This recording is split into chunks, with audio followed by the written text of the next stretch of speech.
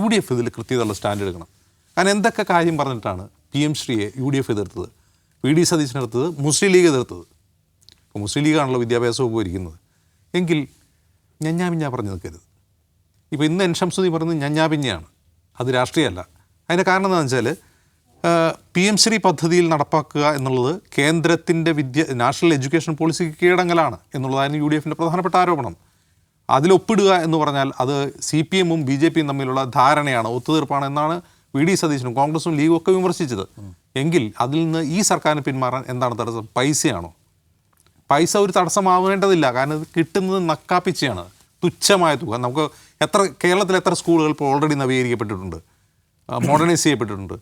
അതിൽ വിരലെണ്ണാവുന്ന സ്കൂളുകൾ നന്നാക്കാനുള്ള കാശ് അവിടെ നിന്ന് കിട്ടുന്നുള്ളൂ.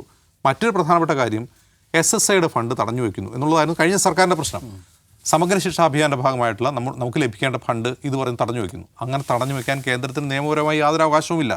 തമിഴ്നാടിൻ്റെ കാര്യത്തിൽ സുപ്രീം കോടതിയുടെ നിർദ്ദേശം വന്നു, ആ പരിപാടി പറ്റില്ല എന്ന് പറഞ്ഞു. നമ്മൾ നിയമപരമായിട്ട് മുന്നോട്ട് പോകണം. ഞങ്ങളിത് നടപ്പാക്കുന്നില്ല, ഇതിനോട് രാഷ്ട്രീയമായ വിയോജിപ്പുണ്ട്, ഇത് നമുക്ക് പറ്റില്ല. നിങ്ങൾ തരുന്ന പൈസ കൊണ്ട് ഞങ്ങൾ സ്കൂൾ നന്നാക്കുന്നില്ല, ഞങ്ങളുടെ പൈസ കണ്ടെത്തി സ്കൂൾ നന്നായിക്കോളാം, ഞങ്ങൾ ഓൾറെഡി നന്നാക്കി കഴിഞ്ഞു, നിങ്ങളുടെ ക്യാഷ് അതിന് വേണ്ട. പക്ഷേ സമഗ്ര ശിക്ഷാ അഭിയാൻ്റെ ഫണ്ട് അത് ഞങ്ങൾക്ക് അവകാശപ്പെട്ടാണ്, ഞങ്ങൾ തന്നില്ല, ഞങ്ങൾ കോടതി പോയി വാങ്ങും. ഇതാണ് അതിൽ ആർജവമുള്ള നിലപാട്. ഇത് പറയുന്നതിൽ ഇപ്പോൾ UDF-ന് എന്താണ് അറപ്പ്?